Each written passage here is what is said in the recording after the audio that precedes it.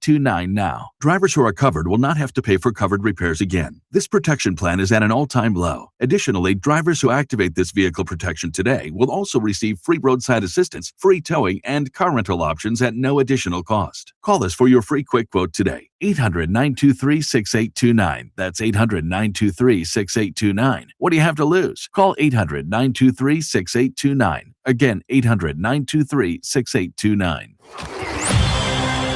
Live from the heart of SEC country, this is your daily fix of grit, guts, and gridiron glory.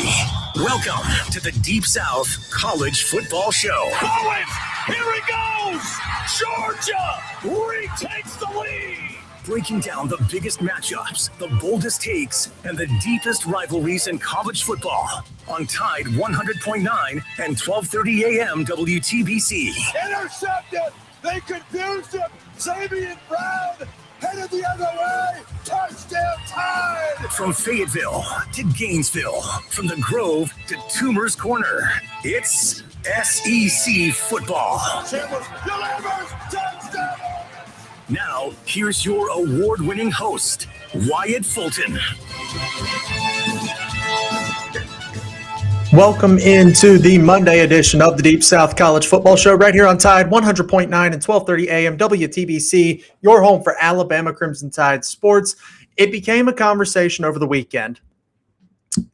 What is, I guess, the reason for the SEC not competing for a national championship over the last 3 seasons, right? Is it injuries? Is it just the Big Ten got better? Is the talent at the Big Ten any better than the SEC? Is it the fact that the SEC has, gone through a grind of a schedule, right? The grind of an SEC schedule. We hear about it. We talk about it all the time, how tough it is to play in the SEC when you look at teams like Georgia, Alabama, Oklahoma, Texas, competing for a lot of those playoff spots here that the SEC is trying to fill with their premier teams. So we'll talk about that today here on the program. Welcome into the Deep South College Football Show. If you're new here, thank you so much for watching and listening. We talk college football 1 hour a day, 5 days a week, 52 weeks out of the year here, talking all about the SEC, talking all about college football as a whole. So if you're new to the program, again, we appreciate you. Please leave a like, subscribe, comment. If you jump in the live chat there, leave your comments. We'll talk about them here on the air.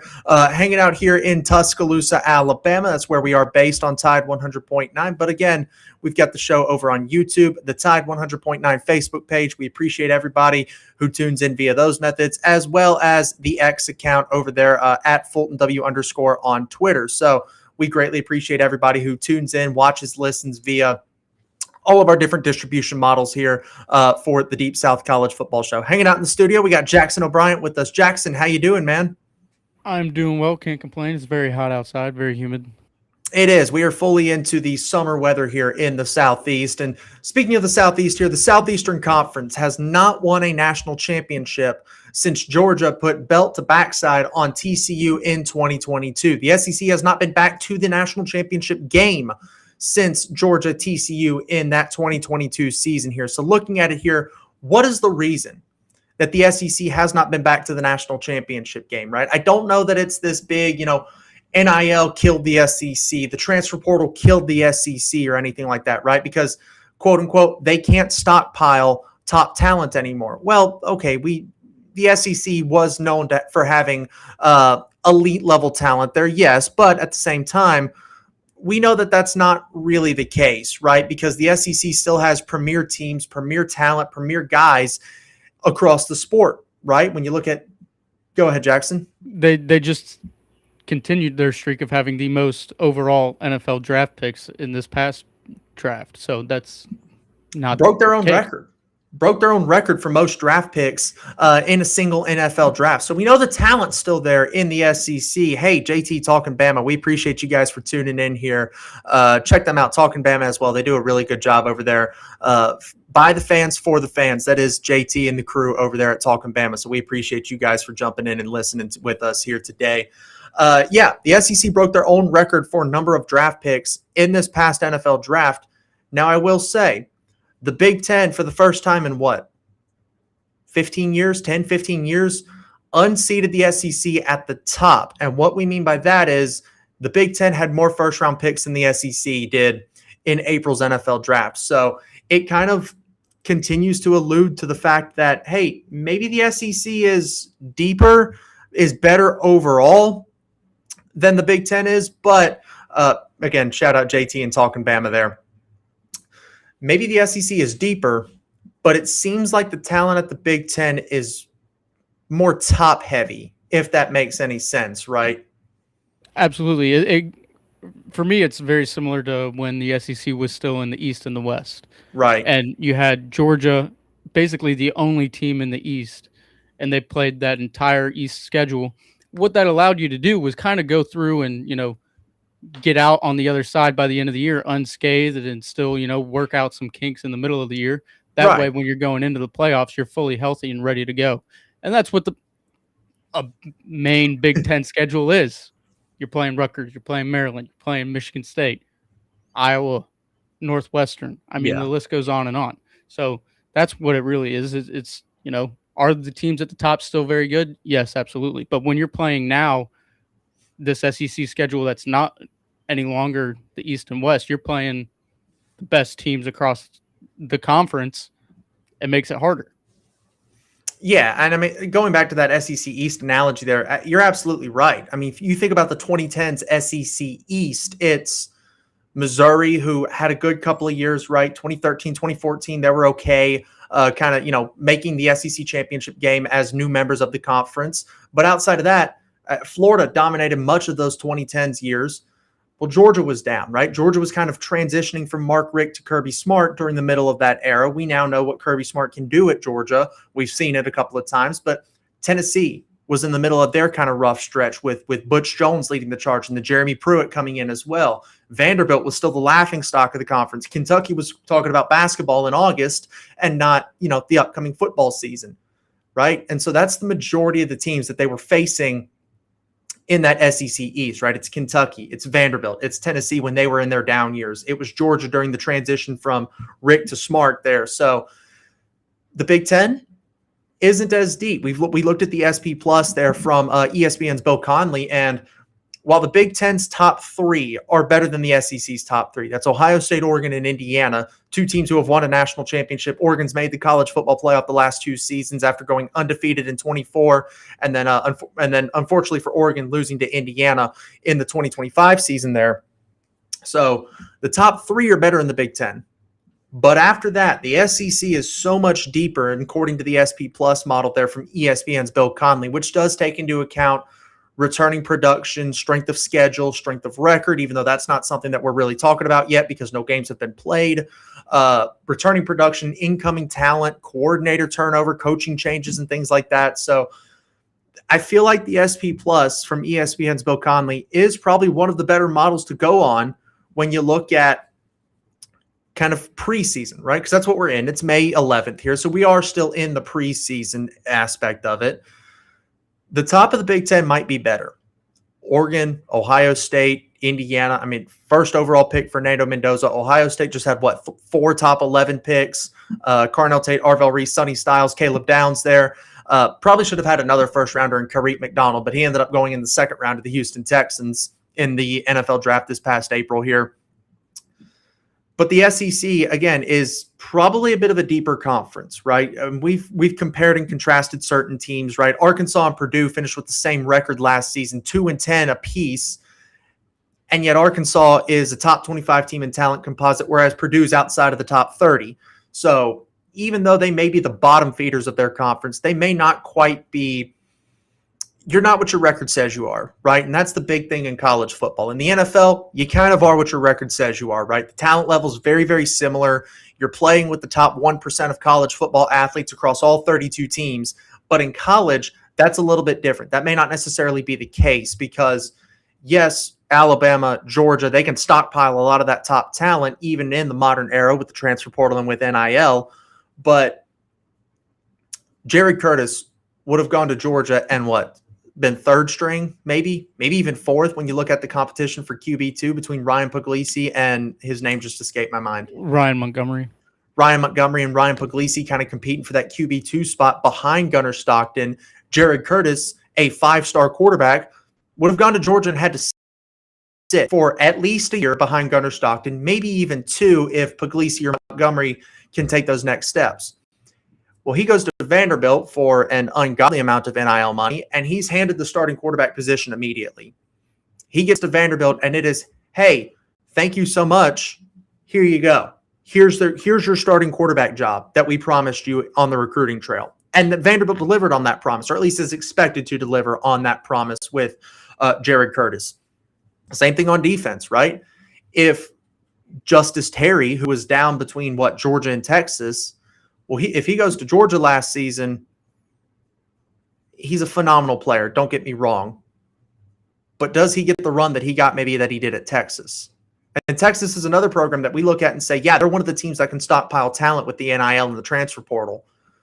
But does he get the type of run at Georgia that maybe he did at Texas? Would he get that type of run at Georgia this season as a sophomore that he's going to get at Texas? Even though he's not projected to be a starter, he's projected to be kind of that first defensive lineman off the bench for the Longhorns. I think he would have had a better chance to start this season at Georgia than at Texas. That's fair. That's fair. On, like the help that Georgia needs at D-line. What Georgia lost and losing a guy like Christian Miller, not the Alabama linebacker, the Georgia defensive lineman who just got taken by the Saints. It's a big deal when you lose a guy like that, even in the second and third rounds of the draft and things like that there. So looking at it, it feels like the talent of the Big Ten at the top is better, but in the SEC, it's deeper. Now, what does that mean for the physicality of the game, right? Everybody plays 12 football games. Everybody plays 12 regular season games, barring, COVID or forfeitures and things like that. So what does it look like from that perspective? We're all playing 12 games. So we'll take a look on it on the other side here because we're talking postseason. So, we're not really talking about Arkansas. We're not talking about Mississippi State. No disrespect to those programs, but they're not in this conversation. We're talking the big dogs of the programs or the big dogs of the conferences. It's Alabama, it's Georgia, it's Oklahoma, it's Texas, it's Ohio State, it's Oregon, it's Indiana. Can Michigan work their way back into that conversation? Maybe. We don't know yet. But in terms of rest, I think we're making a little bit too big of a deal in terms of the amount of rest everybody's getting. And we'll talk about it and explain it on the other side here on Tide 100.9 and 1230 AM WTBC. You are listening to the Deep South College Football Show on the Tide 100.9 Facebook page, the Deep South College Football YouTube channel, as well as at FultonW_ on the X account. We'll be right back after these quick commercial break.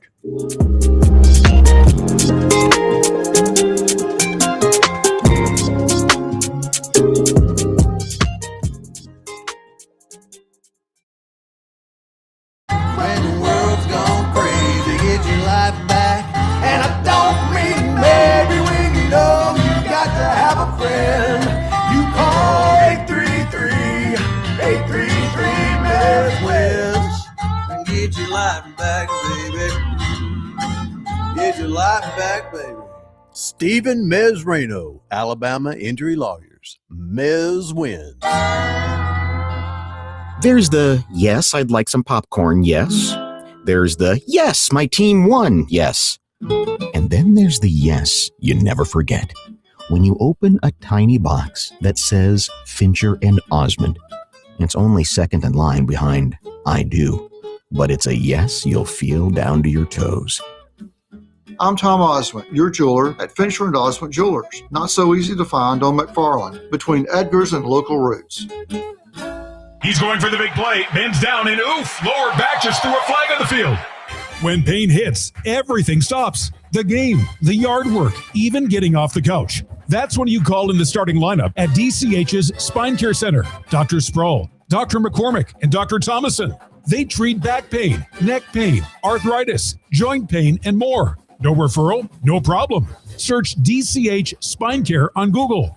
DCH's Spine Care Center. Get back in the game. Hey, I'm Richard Adams with Adams Services. The air your family breathes passes through your home's duct system multiple times per day. Corroded, leaking, or dirty ductwork wastes energy as well as diminished comfort and degrades indoor air quality. It's a threat to both your health and your budget. Exactly why you should call your local experts at Adams Services for our complete range of duct services, 205-339-6540 or at adamssvcs.com. Adams Services. Where they do that at? If you're looking for that ultimate experience in electronic bingo, head to Bama Entertainment. We've expanded at our location. Now with 2 buildings, not just one. Come for our mystery wall cash drawing Monday through Thursday, every 30 minutes. On the weekend, live entertainment or DJ. Ticket drawing for the jackpot wheel spins and cash giveaway. Don't forget about our double jackpot payout up to $5,000. Great atmosphere, outstanding customer service. Where they do that at? Bama Entertainment, where the odds are always in your favor. Take exit 45 off 2059, sponsored by Red. Congressman Barry Moore has always delivered for Alabama.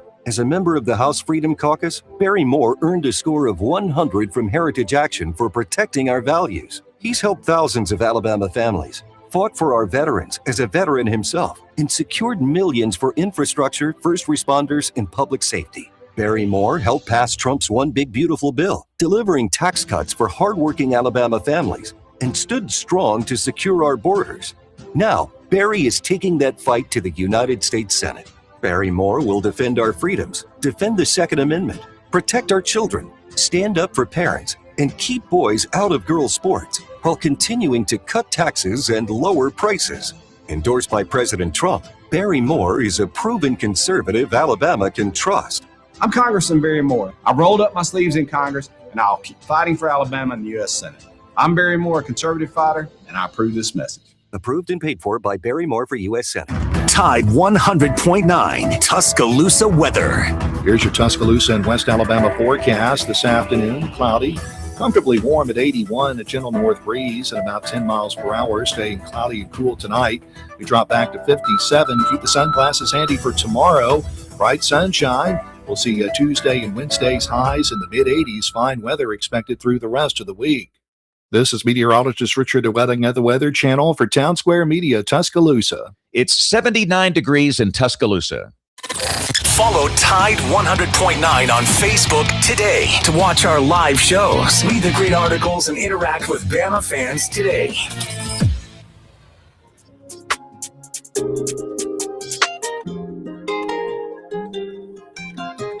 We're talking about scheduling here in the world of college football as it became a topic of conversation over the weekend. Who's got the tougher schedule, and does it really matter in the grand scheme of things versus the SEC or the Big Ten, right? And I see arguments for both sides, right? Because if you come out and you play, Western Kentucky and Indiana State and Mercer for your non-conference schedules, and then your first meaningful game is Georgia, Ole Miss, LSU, right? Suddenly you feel like there's a lack of preparedness, right? Now, you may have been able to work out some kinks and things like that, but you don't know how your team's going to respond in these marquee games and these marquee matchups because of the fact that they didn't play any prior to getting to that matchup, right? Doesn't mean they can't succeed. Doesn't mean they won't succeed. It just means that we don't know what that level of competition, how they stack up in the level of competition until you play premier opponents, until you play those premier games. So I see it from that perspective, right? Where you want to know what you've got early in this season. And plus, if you play a premier opponent in the non-conference, right? Nick Saban and Alabama used to do it a ton where they go play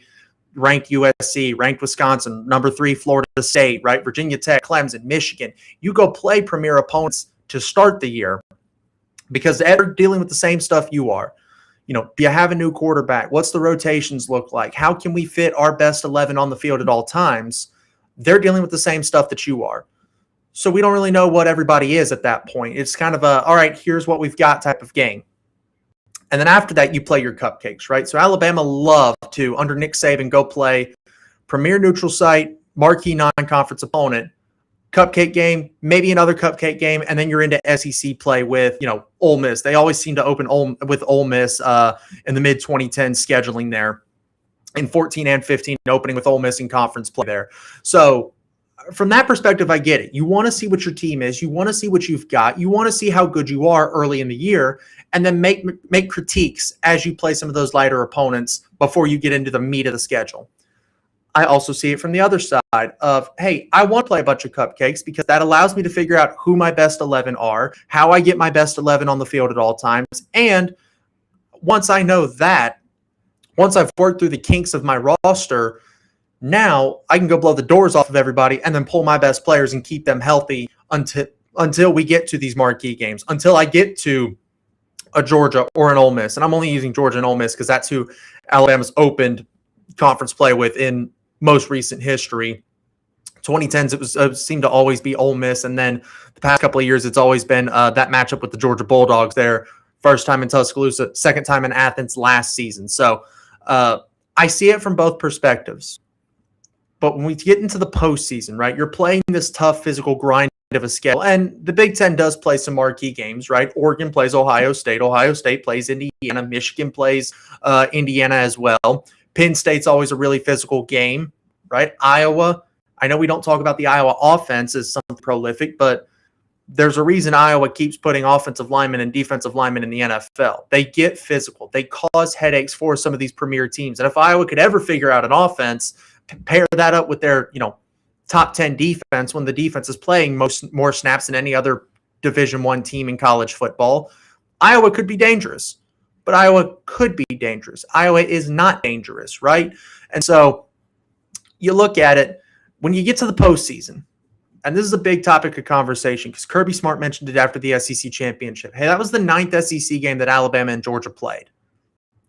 Jackson, who was out or got injured during that game for Georgia? C.J. Allen? Colby Young? Drew Bobo. Drew Bobo was out? Noah Thomas. Nate Frazier. C.J. Allen went out during the game. Raylan Wilson came in banged up. Yep. K.J. Bolden wasn't 100% healthy. You look at it from Alabama's perspective. Parker Brailsford, Jeremy Bernard, both dealing with lower body injuries. No Josh Cuevas, no Jam Miller. I mean, 4 starters on offense for Alabama were, at minimum, playing at about 70%, and you were missing 2 of them. By the way, Ty Simpson was also injured at that point. Ryan Coleman-Williams wasn't 100% healthy. Daniel Hill was still coming off a nagging injury. Kevin Riley was out. Defensively for Alabama, Deontay Lawson was banged up. Justin Jefferson was banged up. Bray Hubbard banged up. Xavier Brown dealing with something that ended up limiting him through spring practice. So, but then you look at the flip side of things here. Alabama still had 2 weeks prior to that first playoff game. They played in the SEC championship, lost the SEC championship, which means that they played on that first Saturday in December. 2 weeks later, they were on the road in Norman, Oklahoma for a playoff game. But Alabama goes out and wins that game, right? Georgia was incredibly banged up in that SEC championship. Jackson, do you know how many days it was between the SEC championship and Georgia's first playoff game on New Year's Day? It was like, what, 27? 27 days. You know how many days Ole Miss had between the end of the regular season and their first playoff game against Tulane? 8. 22. Ole Miss had 22 days off from the end of the regular season, their final game against Mississippi State, to the matchup against Tulane. Now, they were playing Tulane, which means that they got to pull some guys a little earlier in that game. Trinidad didn't play too terribly much in that game. Neither did Kewan Lacey, but still, they had to go out and play a game. Their depth took a attrition hit because their depth had to play a lot of reps against Tulane, and then they go out and play Georgia.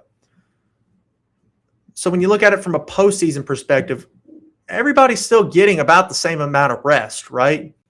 Oklahoma got an extra week because they didn't play in the SEC championship, but it didn't matter for the Sooners, right? Miami and Texas A&M got the same amount of rest because neither of them played in the SEC championship. Actually, I think Texas A&M got an extra day because they played on Friday night, whereas Miami played on that Saturday against Pitt. So same amount of rest for both these teams. Same thing for, Indiana. They won the Big Ten championship. They played in it, and therefore they got the bye, and it was, 28 days, 27 days until their matchup with Alabama in the Rose Bowl. Same thing with Ohio State. They played, they lost, they still got a bye because of the way the seeding was working last season. They still had 28 days between their matchup with Indiana and their matchup with Miami. So in the grand scheme of things, Jackson, does this overly matter that the SEC might be playing a little bit tougher opponents in the regular season when on the back end of everything, we're all still getting the same amount of rest? We're all still getting more than, 20 days if you get a bye. And if you don't get a bye, you're still getting 14 days, 2 weeks, whatever. If you're not playing in your conference championship, you do get about 21 days off between the end of the regular season and the first round of the college football playoff. So really and truly, does it matter in the grand scheme of things when at the end of the day, everybody's getting 2 weeks to a month off?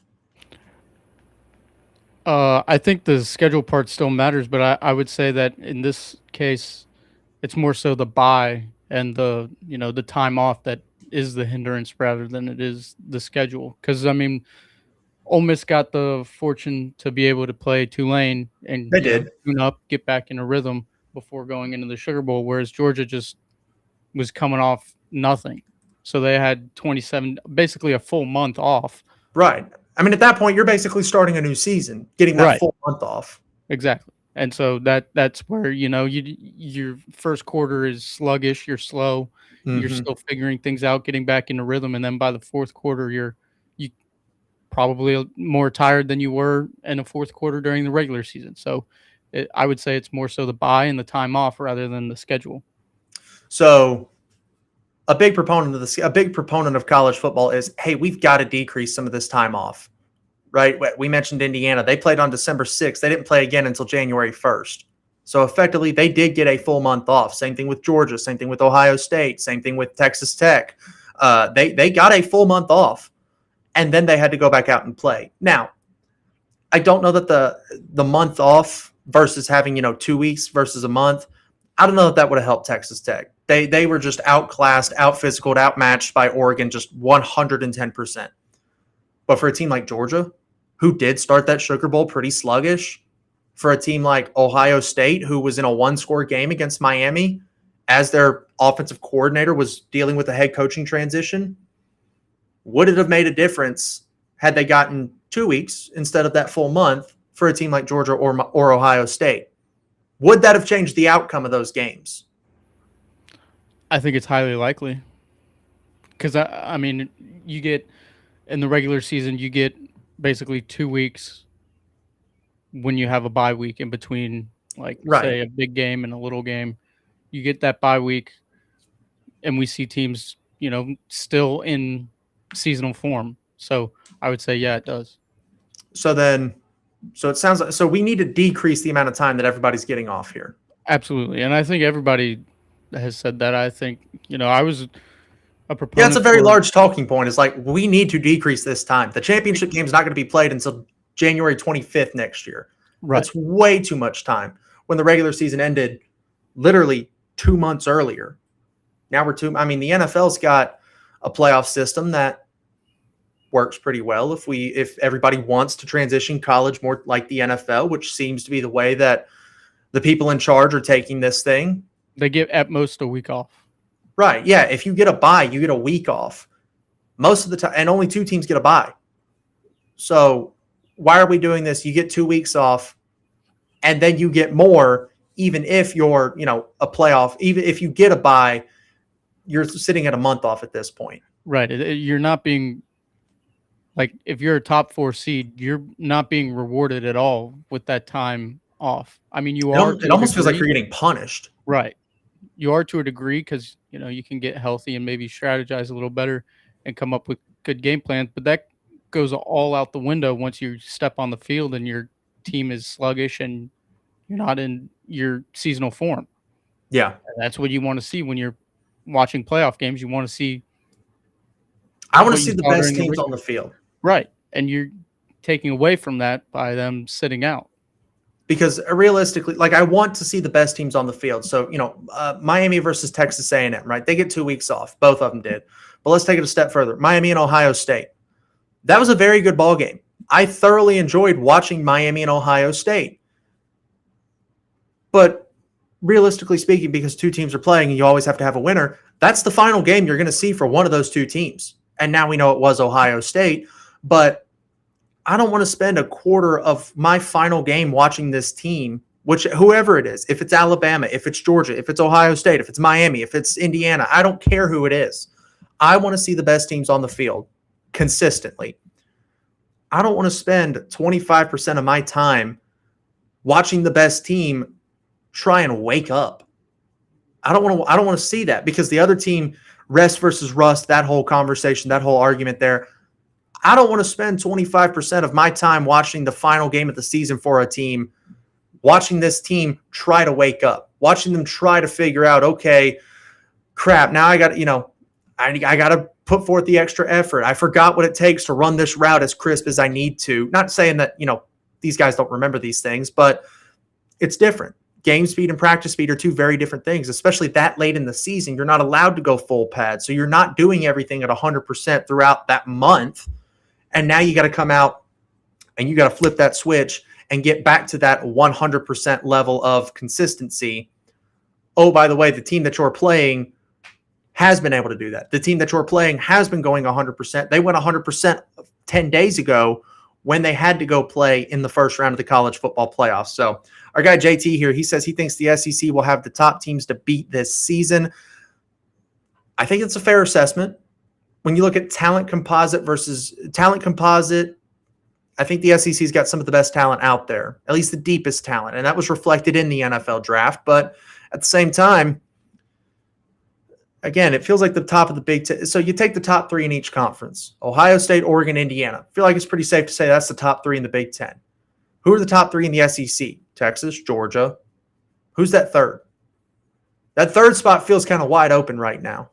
I think it's one of three teams: Alabama, A&M, or LSU, or Ole Miss. I guess four. I think you've got four teams up for grabs in that final spot there.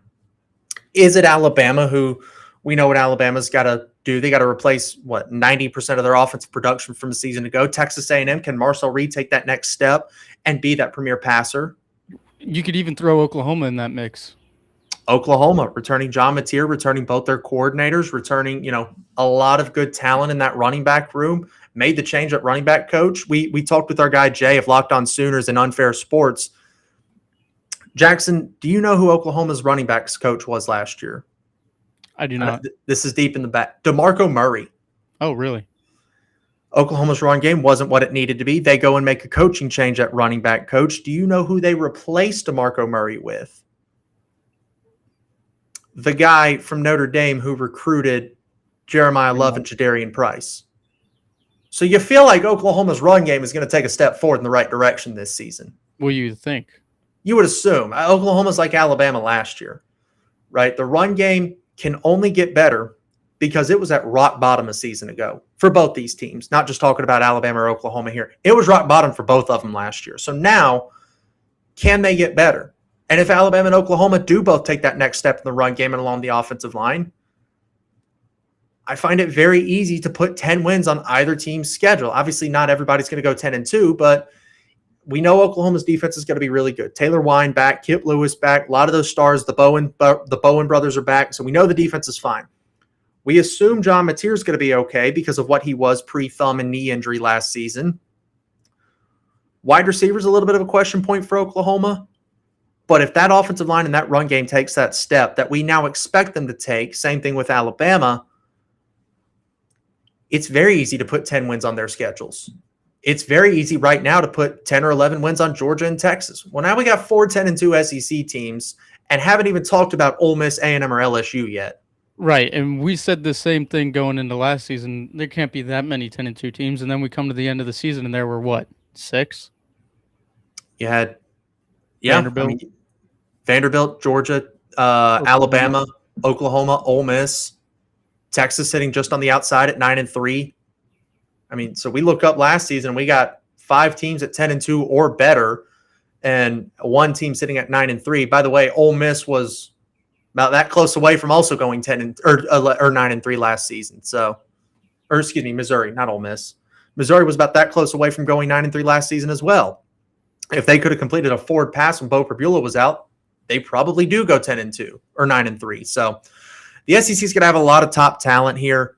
I expect it to be a very deep conference yet again. Whereas you look at the Big Ten, all right, Ohio State, check. Oregon, check. Indiana, check. Who's after that? Do we trust Rocco Becht at Penn State to kind of Rocco Becht and Matt Campbell at Penn State to kind of resurge that program into what it needs to be? I think they can be very good. Be able to do it. I think they're going to be very good this year. Can Kyle Whittingham unlock what Bryce Underwood should be at Michigan and propel the Wolverines back into the national spotlight? They got to take care of Oklahoma first. They do. They got to face Oklahoma in the regular season here. So coming back on the other side, there was a massive bit of breaking news this morning here surrounding Missouri football. We'll talk about Ahmad Hardy and what happened with him last night here on Tide 100.9 and 1230 AM WTBC, your home for Alabama Crimson Tide sports on the Deep South College Football Show, your home for the SEC.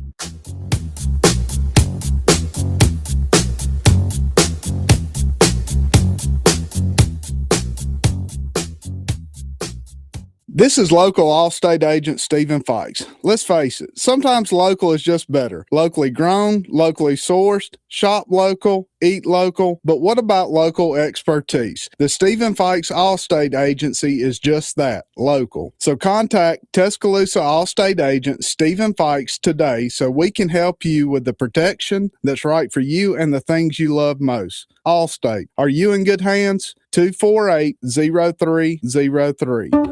Indeed presents hires you can't afford to get wrong, like a data analyst. Hey, what model did you use for these quarterly projections? Astrology. If Mercury's in retrograde, sales tank. If Venus is rising, we crush Q4. You built our revenue forecast off horoscopes? Yeah, the Zodiac never lies. This is your job for sponsored jobs. This is what happens when you don't sponsor your job on Indeed. Next time, get matched with quality candidates with Indeed sponsored jobs. Visit Indeed.com/hire now and sponsor your job today. This deer season, John Deere wants to give you the home field advantage. We're bringing you the best offers of the season, whether that's cash off on select new machines or a shot at the ultimate Major League Baseball prize package. Because right now, you can enter for a chance to win an MLB All-Star experience for you and 3 friends, complete with travel and lodging for All-Star Week this July. Deer season is going on now through June 3rd. Visit johndeere.com/deer season to enter and view the offers and complete contest rules. Major League Baseball trademarks used with permission. With Taco Casa, it's not really fast food because it's made fresh every day in the store. The quality hasn't changed. The consistency hasn't changed because we haven't changed anything in the food. It's made fresh every morning in every restaurant.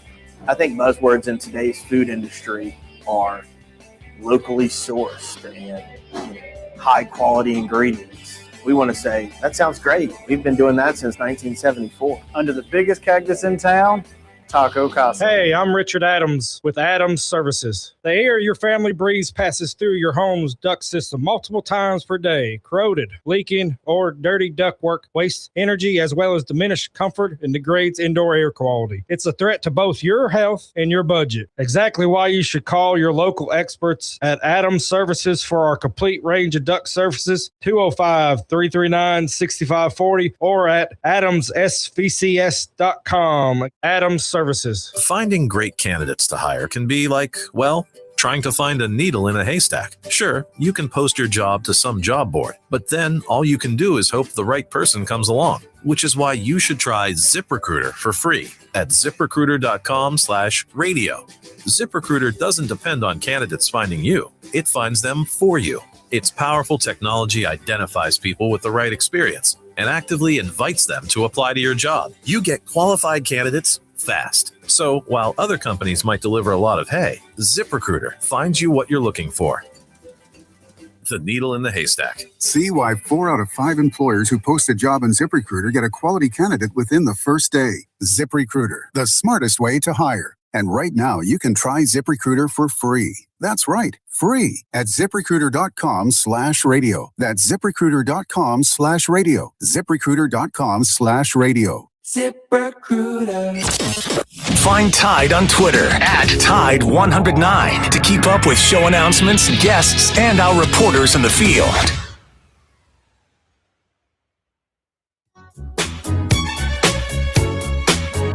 Welcome back into Tide 100.9. If you missed the news this morning here, breaking news out of Columbia, Missouri. Missouri running back Ahmad Hardy was a victim of a gunshot wound. He was shot at a concert in Laurel, Mississippi last night, or I guess this morning. No, it was last night that this took place here. The University of Missouri has released a statement here. We'll go ahead and share that here on the screen. Or at least we'll try to. Sorry, I'm running with a new computer for the first time in forever. Shout out my family who helped me get this computer. That's awesome. So we may not have the best ability to share this right now. Let's see. Here we go. Missouri football student athlete Ahmad Hardy was the victim of a shooting at a concert in Mississippi early Sunday morning and sustained a gunshot wound. Ahmad underwent surgery Sunday in Mississippi and is in stable condition.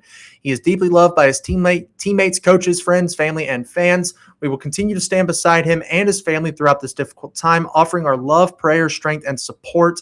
A timeline for his return to football activities is unknown at this time. Mizzou Athletics will provide more information on his status when it becomes available. Number one, glad to see he's in stable condition. Obviously, gunshot wounds are very, very serious. That's a very serious something that happened to Ahmad Hardy there. No indication of when he'll return to football, but I'm glad he's back and stable. All this goes to say, though, nothing good happens after midnight. Really and truly, nothing good really happens after 10 p.m., but nothing good especially happens after midnight. I understand he was at a concert, but even still, Ahmad Hardy return to football is unknown, and that's going to kind of take a back seat here, right? The football side of things is going to take a back seat when you look at what happened with Ahmad Hardy here. Jackson, I'm just glad he's okay, because that's a young man, that's a family, that's a son, that's a brother, that maybe even a father, if he's not already, he will be one day, I assume, that was put in a very scary situation here when you look at getting shot, basically, or getting shot after a concert there. So glad to see that he is stable. His return to football is currently unknown. ESPN's Pete Thamel has kind of been all over this. I think On3 was the one that broke the story. However, Pete Thamel's been all over it here. Okay, On3 just reported a couple of minutes ago at 1:41 Central Time, so 2 minutes ago, On3 reporting that Ahmad Hardy sustained a gunshot wound to his left leg and has undergone successful surgery in Mississippi. So obviously, again, from a football perspective, a running back getting shot in the leg, that's a pretty damn big deal when you look at Ahmad Hardy there for the Missouri Tigers. And again, one of the top running backs in the SEC. I hope he comes back. Selfishly, I hope he comes back, because he was the best running back in football last season. He is the incoming best running back in football this season. So, I mean, to watch a guy like Ahmad Hardy play ball, it's a very special thing. And so the fact that this incident has happened, Ahmad Hardy is stable. Praise God that he is stable, but very scary situation coming out of Columbia, Missouri. And now diving back into the football side of things here, where does Missouri go from here? From a purely football perspective, taking out the fact that, he's stable, thank God. But now from a football standpoint, if he can't go for Missouri to start this season, that's a massive, massive loss for the Missouri Tigers when you look at their upcoming football schedule here. Looking at the football schedule here for the Missouri Tigers here. Early in the season, it's not the biggest test. You do start the year with Arkansas Pine Bluff, so okay, but that week 2 game is the Kansas. You're at Kansas this go around here.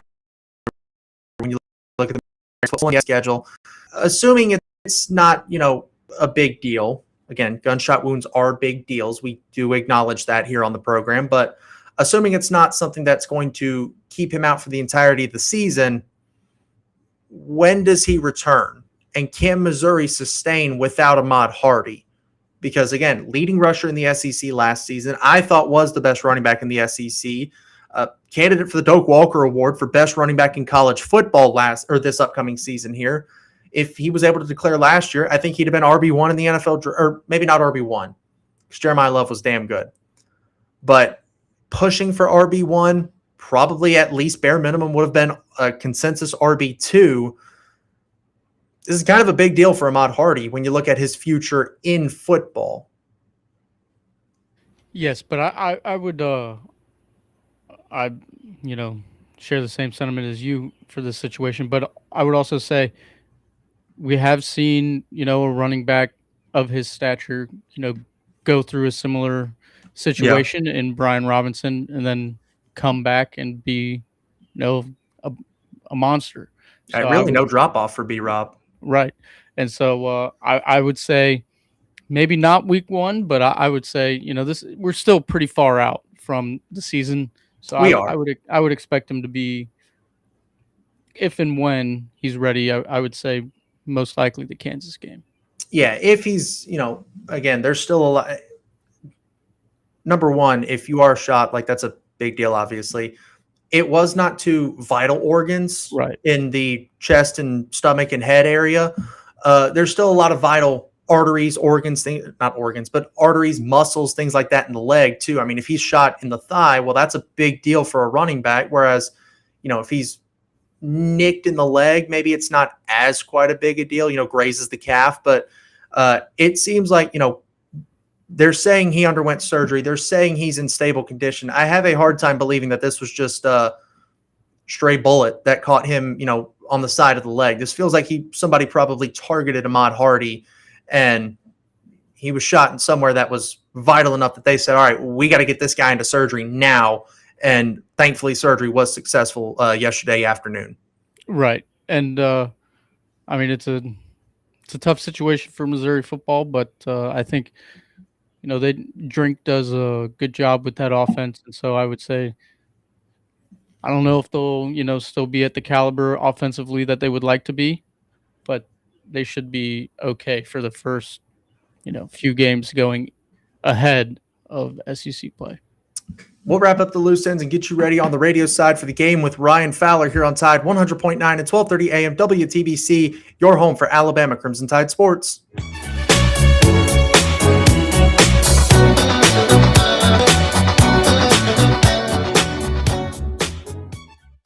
This hour's West Alabama real-time news update from the Tuscaloosa Thread Newsroom.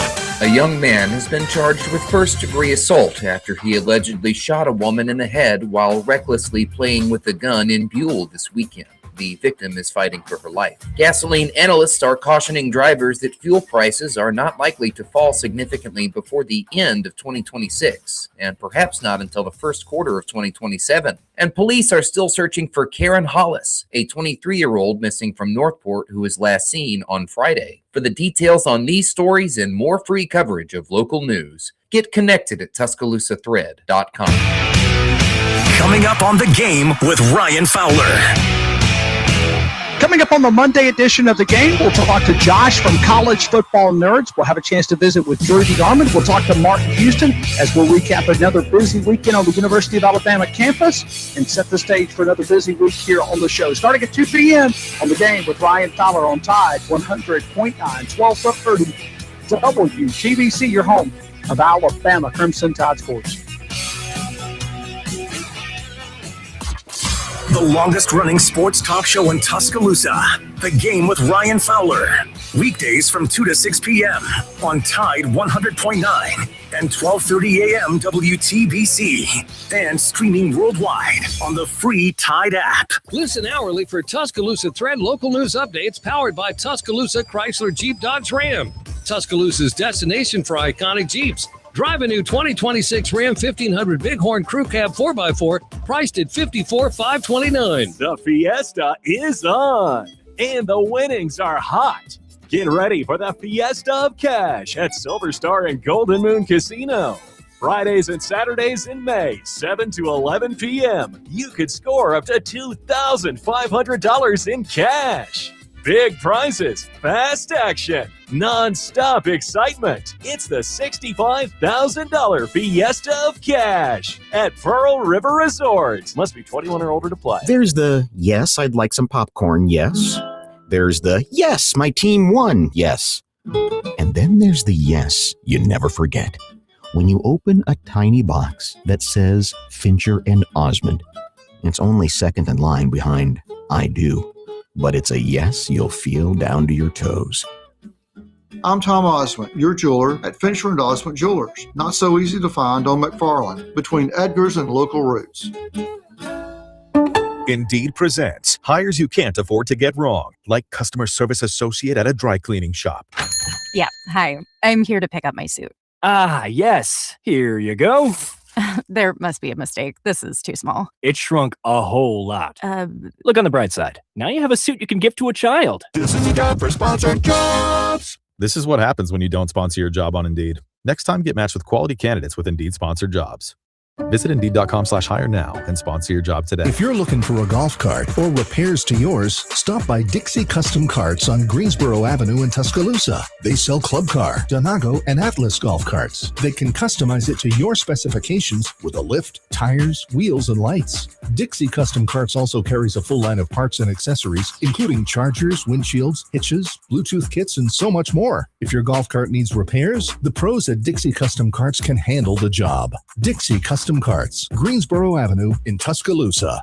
This is a special alert to all Americans who own a vehicle with less than 200,000 miles with an auto warranty about to expire or with no warranty coverage at all. Due to a decline in the economy, CarShield is announcing a low-cost month-to-month vehicle protection plan that is now available to the public to save any driver out-of-pocket expenses on future auto repairs. Call now to find out how you can pay almost nothing for covered auto repairs. Yes, you heard that correctly. Pay almost nothing for covered auto repairs. An open phone line has been established for all drivers to call for a free quick quote. Call 800-923-6829 now. Drivers who are covered will not have to pay for covered repairs again. This protection plan is at an all-time low. Additionally, drivers who activate this vehicle protection today will also receive free roadside assistance, free towing, and car rental options at no additional cost. Call us for your free quick quote today. 800-923-6829. That's 800-923-6829. What do you have to lose? Call 800-923-6829. Again, 800-923-6829. Tide 100.9 Tuscaloosa weather.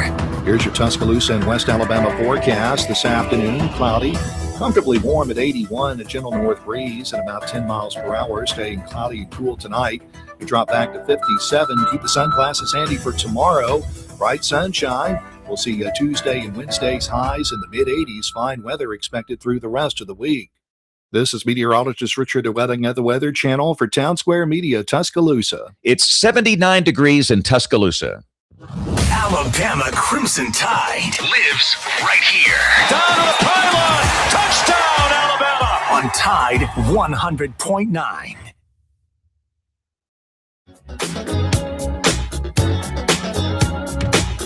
Talked a lot about scheduling in the first half of the program here. So we'll finish out with a little bit more scheduling news. A little bit different, though, than what we were talking about here, as USC and Notre Dame, according to On3 Sports, is in active discussions to renew or, I guess, resume their rivalry series. So for those that don't know, Notre Dame, USC, they obviously play every single season in a much heated rivalry game. Very, very fun rivalry game to get to watch between the Trojans and the Fighting Irish there.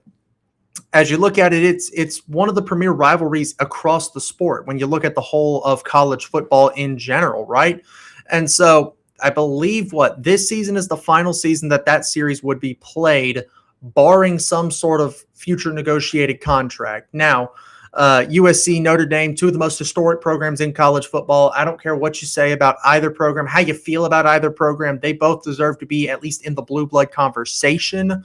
When you look at some of the top programs across the sport, Notre Dame a little bit more historic, but USC, trying to return to the national stage under head coach Lincoln Riley down there in Los Angeles there. Jackson, this is nothing but good for the sport. As long as these two teams can continue playing, this is nothing but beneficial for the sport of college football because it's one of those marquee rivalry games. We talk so much about conference expansion, different scheduling agreements and things like that we are losing some of these key rivalry games, right?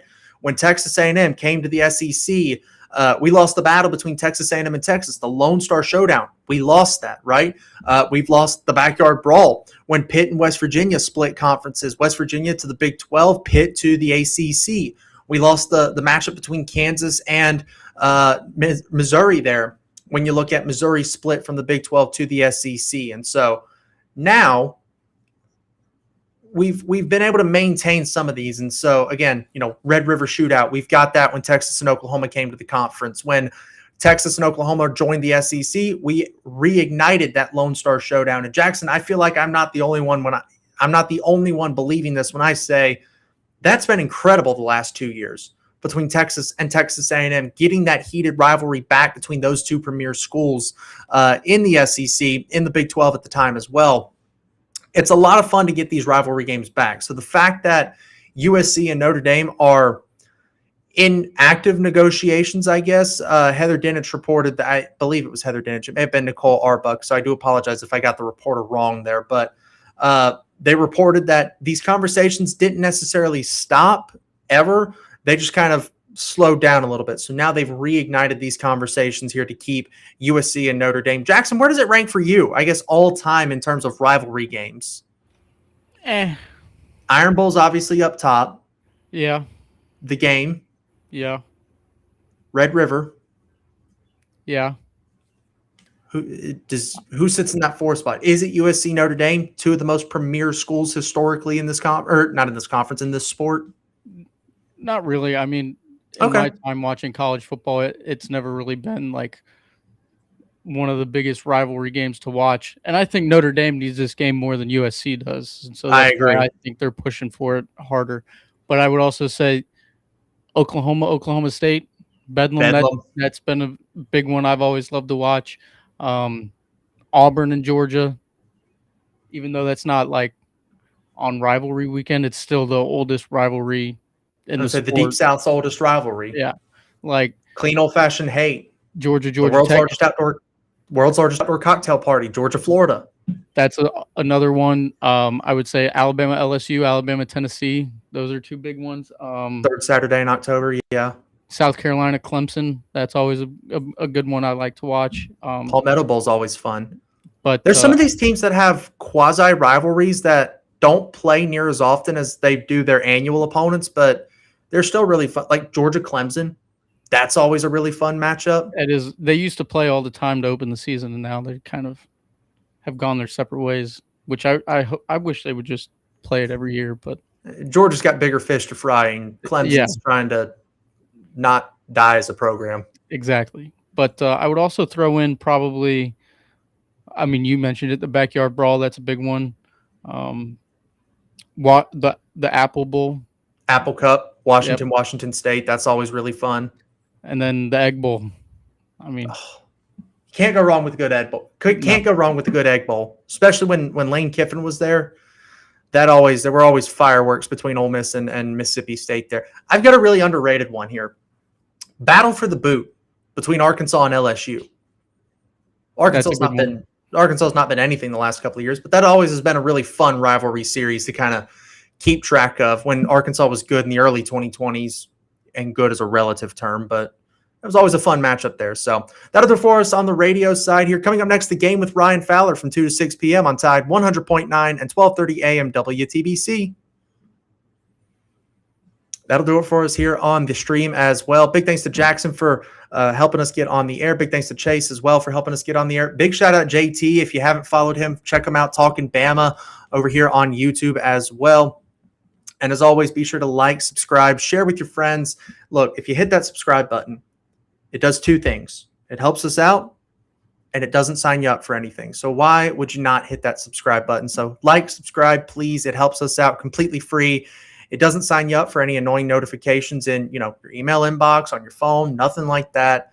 Just hit that like, hit that subscribe. Helps us out. We greatly, greatly appreciate it. So we'll be back tomorrow here at 1 o'clock. On the Deep South College Football Show right here on YouTube, on X, as well as the Tide 100.9 Facebook account. We will see you guys tomorrow at 1 p.m. Central Time.